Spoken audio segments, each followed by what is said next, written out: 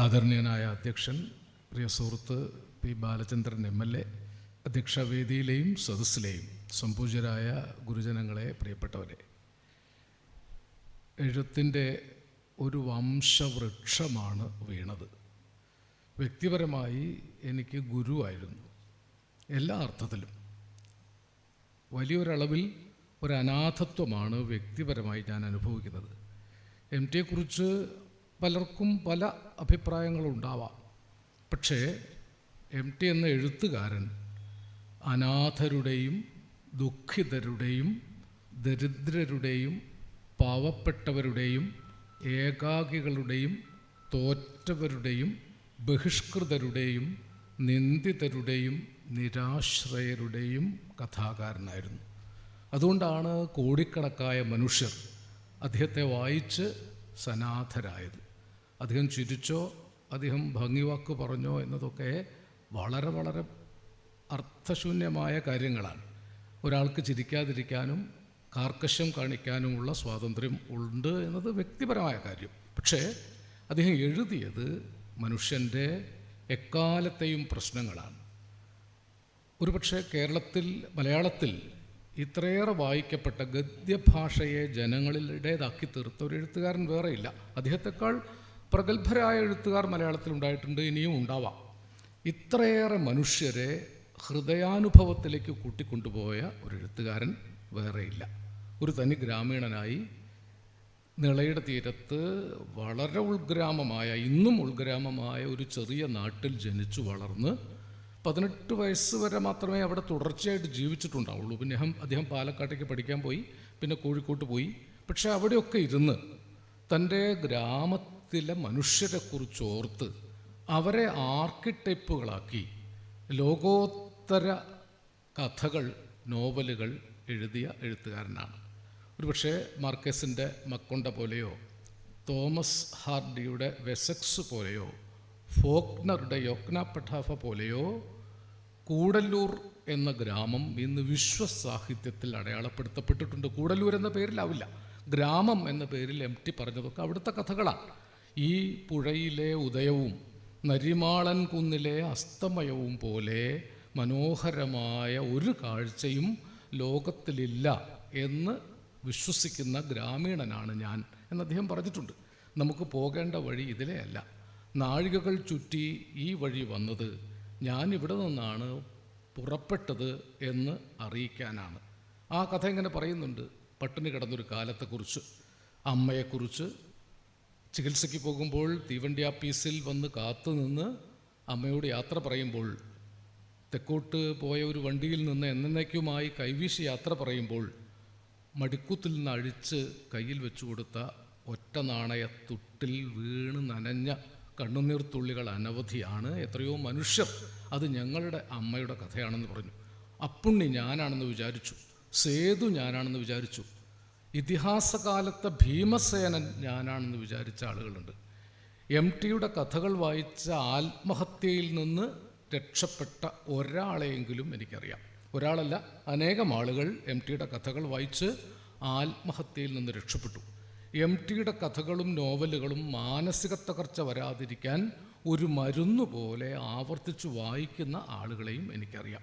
ഒരു എഴുത്തുകാരന് അതിനേക്കാൾ വലിയ സ്മാരകവും വേണ്ട, അതിനേക്കാൾ വലിയ ബഹുമതിയും വേണ്ട. ആ അർത്ഥത്തിൽ MT കാലങ്ങളായി ഇനിയും നമ്മുടെ കൂടെ ഉണ്ടാകും. അദ്ദേഹം മനുഷ്യന് മനസ്സിലാകുന്ന ഭാഷയിൽ എഴുതിയിട്ടുള്ളൂ. പാരായണക്ഷമമല്ലാത്ത ഒരു വാചകം പോലും MT എഴുതിയിട്ടില്ല. ഇരുട്ടിൻ്റെ ആത്മാവിലെ വേലായുധേട്ടൻ ഒരുപക്ഷെ ലോക സാഹിത്യത്തിൽ മനോരോഗികൾക്ക് ഒരു ചികിത്സാ പുസ്തകമായി റെഫർ ചെയ്യാവുന്ന പുസ്തകമാണ് ഇരുട്ടിൻ്റെ ആത്മാവ്. ഇരുട്ടിൽ നിന്ന് വെളിച്ചത്തിലേക്കൊരു അധസ്ഥിതമായ ജീവിതത്തെ, പിന്തള്ളപ്പെട്ട ജീവിതത്തെ കൊണ്ടുവന്ന എഴുത്തുകാരനാണ്. ഇരുട്ടിൻ്റെ ആത്മാവിന് സമാനമായ ഒരു കഥ ലോക സാഹിത്യത്തിൽ പറയാനുണ്ടെങ്കിൽ അത് MT തന്നെ എഴുതിയ ചെറിയ ചെറിയ ഭൂകമ്പങ്ങൾ എന്ന കഥയാണ്. ജാനകിക്കുട്ടിക്ക് എന്ന പേരിൽ സിനിമയായ കഥ.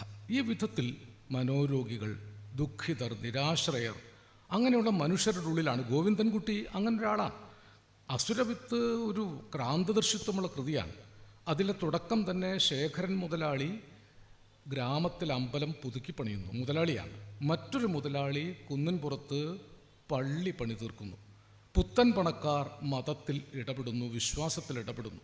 രണ്ട് പ്രമാണിമാരുടെ പക്ഷത്ത് ആ നാട്ടിലെ വിശ്വാസികൾ പതുക്കെ പതുക്കെ വിഘടിക്കാൻ തുടങ്ങുന്നതിൻ്റെ സൂചന ആ കാലത്ത് എം ടി പറയുന്നുണ്ട്. അതിലൊരു സാധാരണ കർഷക തൊഴിലാളിയായ ഒരു തോറ്റ മനുഷ്യൻ ഗോവിന്ദൻകുട്ടി അനാഥനാക്കപ്പെടുന്നു, വീട്ടുകാരാൽ ഒറ്റപ്പെടുത്തപ്പെടുന്നു.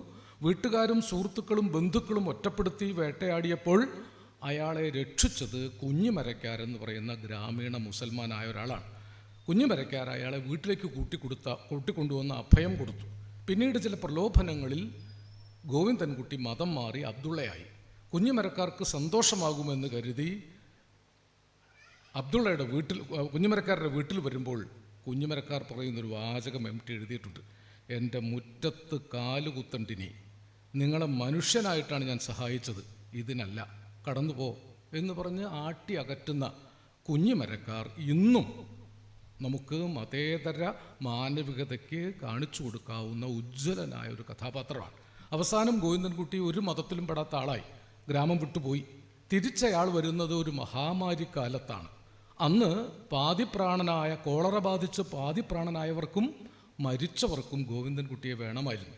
ആ മഹാമാരി കാലത്ത് അവർക്കൊക്കെ സഹായം ചെയ്ത് മനുഷ്യനെ സേവിക്കുന്ന ഒരു മനുഷ്യനായി ഗോവിന്ദൻകുട്ടി തിരിച്ചു പോകും. ഇപ്പം മനുഷ്യനാവുക എന്നത് അനേകം കണ്ണീർപ്പാടങ്ങളിൽ കൂടി, അനേകം യുദ്ധഭൂമികളിൽ കൂടി, അനേകം യാതനകളിൽ കൂടി, ആന്തരിക സംഘർഷങ്ങളിൽ കൂടി സ്ഫുടം ചെയ്ത് നേടേണ്ട ഒരു ജോലിയാണെന്ന് അസുരവിത്ത് അനേക വർഷങ്ങൾക്ക് മുമ്പ് നമ്മെ പഠിപ്പിച്ചു. എം ടിയുടെ പാതിരാവും പകൽ വിളിച്ചു പോയാലും നാലുകെട്ടായാലും അതിലൊരു പ്രത്യാശയുണ്ട്. വളർന്ന് വലുതാവും, കൈക്ക് നല്ല കരുത്തുണ്ടാകും. അത് അപ്പുണ്ണിയുടെ മാത്രം പ്രത്യാശയായിരുന്നില്ല. 50കളിൽ മരുമക്കത്തായ കൂട്ടുകുടുംബ വ്യവസ്ഥകളിൽ തകർക്കപ്പെട്ട ജീവിതങ്ങളുമായി കഴിഞ്ഞ ഹതാശരായ എത്രയോ മനുഷ്യർ അപ്പുണ്ണിമാരായി, സേതുമാരായി. 50കളിലെ അനേക ലക്ഷം മനുഷ്യരുടെ ആത്മകഥയാണ് എം ടി എഴുതിയത്. ഒരുപക്ഷെ പിൽക്കാലത്തെ ആളുകൾക്ക് ആ കഥ അത്രത്തോളം ഉൾക്കൊള്ളാൻ പറ്റിക്കൊള്ളണമെന്നില്ല. പക്ഷേ അവരൊക്കെ വ്യവസ്ഥ വിട്ടു പോകേണ്ടി വന്നു. നീതി കേടുകൊണ്ട് വ്യവസ്ഥ വിട്ടുപോയി തിരിച്ചു വന്നു. നാലുകെട്ട് പുതുക്കി പണിഞ്ഞു, കാറ്റും വെളിച്ചവും ഒരു പുതിയ ഭവനമുണ്ടാക്കി. അങ്ങനൊരു പ്രത്യാശ ഒരുപക്ഷെ ബുദ്ധുവിനെ പോലെ, വിമലയെപ്പോലെ നൈനിത്താളിലെ കൊടും ശൈത്യത്തിൽ മഞ്ഞുമൂടിയ തടാകക്കരയിലിരുന്ന അനേകം മനുഷ്യർ പ്രത്യാശിച്ചു. വരാതിരിക്കില്ല. എത്ര മനോഹരമായ കാവ്യഭാഷയിലാണ് എഴുതിയത്. അപ്പോൾ മെയ് മാസത്തിലെ തെളിഞ്ഞ ആകാശത്ത് നക്ഷത്രങ്ങൾ പൂക്കുന്നത് കണ്ടു. ഇത് വിമലയുടെ മനസ്സാണ്. വിമലയുടെ മനസ്സൊരു ഒറ്റ വാചകത്തിലാണ്. അപ്പോൾ മെയ് മാസത്തിലെ തെളിഞ്ഞ ആകാശത്ത് നക്ഷത്രങ്ങൾ പൂക്കുന്നത് കണ്ടു. ഭീമൻ മത്സരപരീക്ഷയിൽ ജയിച്ച് പിന്തിരിയുമ്പോൾ ഹർഷാരവങ്ങളുടെ ശബ്ദം എം ടി ഒറ്റ വാചകത്തിൽ പറയും. അപ്പോൾ ഉലഞ്ഞു നിവരുന്ന ഓടക്കാടുകളുടെ മർമ്മരം ദൂരെ കേട്ടു. ഇങ്ങനെ അനുപദം കാവ്യസാന്ദ്രമായ ഭാഷയിൽ, കാൽപ്പനികം എന്ന് വേണമെങ്കിൽ ബുദ്ധിജീവികൾക്ക് മോശമാക്കി പറയാവുന്ന ഭാഷയിൽ, ഹൃദയ മലയാളത്തിൽ 4 തലമുറകളുടെ ഹൃദയത്തിൽ ഒരേ വികാര തീവ്രതയോടുകൂടി ജീവിച്ച എഴുത്തുകാരനാണ്. അങ്ങനെ ഒരു എഴുത്തുകാരൻ ഇനി മലയാളത്തിൽ ഉണ്ടാവാൻ പ്രയാസമാണ്. എനിക്ക് വ്യക്തിപരമായ എത്രയോ ഓർമ്മകളുണ്ട്. 4ാം ക്ലാസ്സിൽ പഠിക്കുമ്പോൾ എൻ്റെ ഗുരുനാഥൻ എം ടി കുട്ടികൃഷ്ണമേനോൻ മാഷ്, അദ്ദേഹം എം ടിയുടെ കടുത്ത ആരാധകനായിരുന്നു. എനിക്ക് വായിക്കാൻ തന്ന പുസ്തകമാണ് രക്തം പുരണ്ട മൺതരികൾ. 4ാം ക്ലാസ്സിൽ പഠിക്കുമ്പോഴാണ് ആ കഥ വായിച്ചത്. അന്ന് കുട്ടികൃഷ്ണമേനോൻ മാഷ് പറഞ്ഞു, ഞങ്ങളുടെ സ്കൂൾ നിൽക്കുന്ന അട്ടേക്കുന്നത്ത് നിന്ന് നോക്കിയാൽ ദൂരെ നരിമാളൻ കുന്ന് കാണാം. നരിമാളൻ കുന്നിൻ്റെ അപ്പുറത്താണ് എം ടിയുടെ കൂടല്ലൂർ. അന്ന് ഈ കഥ വായിച്ച അത്ഭുതാതിരേകങ്ങളോടുകൂടി ഞാൻ കണ്ടിട്ടില്ലാത്ത കൂടല്ലൂരും നോക്കി അങ്ങനെ നിന്ന ഒരു കുട്ടിയാണ് ഈ വർത്തമാനം പറയുന്നത്. അന്ന് മുതൽ എം ടിക്ക് അടിമപ്പെട്ടു പോയ ഒരാളാണ്. അതുകൊണ്ട് അദ്ദേഹത്തിൽ എന്തെങ്കിലും കളങ്കമുണ്ടെങ്കിൽ എനിക്കത് കാണാൻ സാധിക്കില്ല. പിതാവിൻ്റെയും ഗുരുവിൻ്റെയും കളങ്കങ്ങളോടുകൂടി തന്നെ പിതാവിനെയും ഗുരുവിനെയും ഏറ്റെടുക്കാനാണ് എൻ്റെ സംസ്കാരം എന്നെ പഠിപ്പിച്ചിട്ടുള്ളത്. മറ്റുള്ളവർ പറയുന്നതിനോട് മറുപടി പറയൽ നമ്മുടെ ഉത്തരവല്ല. എങ്കിലും ഇത്തരം സന്ദർഭങ്ങൾ അത്തരത്തിലുള്ള പ്രതികരണങ്ങൾക്കുള്ള വേദി ആവരുത് എന്നാണ് എൻ്റെ ആഗ്രഹം. പലരും സോഷ്യൽ മീഡിയയിൽ എം ടിക്കെതിരെ പലതും എഴുതുന്നുണ്ട്. അതൊന്നും അദ്ദേഹത്തെ ബാധിക്കുന്നതല്ല. എങ്കിലും അദ്ദേഹത്തെ അങ്ങേറ്റം ആദരിച്ചു സ്നേഹിച്ചു പോരുന്ന ഒരാളെന്ന നിലയിൽ അത് കേൾക്കുമ്പോൾ ഒരു പ്രയാസമുണ്ടെന്ന് മാത്രമേ ഉള്ളൂ. ഏതായിരുന്നാലും എം ടി കാലാതിവർത്തിയായിട്ട് ജീവിക്കും. ഞാനിപ്പോഴും വിചാരിക്കുന്നു, കാലത്തിനപ്പുറത്തേക്ക് എം ടി നടന്നു മറയുന്നത് കണ്ടുകൊണ്ട് നിന്നു. ഭാഗ്യമോ നിർഭാഗ്യമോ അദ്ദേഹത്തിൻ്റെ കാലെടുത്ത് വയ്ക്കാനും ഒരു ഭാഗ്യമുണ്ടായി. ആ ശവശരീരം എടുത്ത് കിടത്തുമ്പോൾ കാൽഭാഗം പിടിക്കാൻ കാലം എന്നെ നിയോഗിച്ചു. ആ കാൽ തൊട്ട് വന്ദിച്ചു. അദ്ദേഹം നടന്നു മറയുമ്പോഴും ഞാൻ വിചാരിക്കുന്നു, ഒരു സാധാരണ കൂടല്ലൂർക്കാരനെ പോലെ. എൻ്റെ വീട്ടിൽ നിന്ന് 12 നാഴിക ദൂരെയാണ്, ഞങ്ങൾ നടന്നു പോയിരുന്ന സ്ഥലമാണ് കൂടല്ലൂർ. ഞാനിപ്പോഴും പ്രതീക്ഷിക്കുന്നു, ഞങ്ങളുടെ പുഴ പ്രതീക്ഷിക്കുന്നു, വടക്കേപ്പുഴ പ്രതീക്ഷിക്കുന്നു, തെക്കേപ്പുഴ പ്രതീക്ഷിക്കുന്നു, കൂടല്ലൂരിലെ മണൽത്തരികൾ പ്രതീക്ഷിക്കുന്നു, താന്നിക്കുന്നും കൂമാൻതോടും കൈതക്കാടും തെക്കും മുറിയും വടക്കും മുറിയും കിഴക്കും മുറിയും പടിഞ്ഞാറ്റും മുറിയും പറക്കുളം മേച്ചിൽപ്പുറത്തെ കണ്ണാന്തളിപ്പൂക്കളും.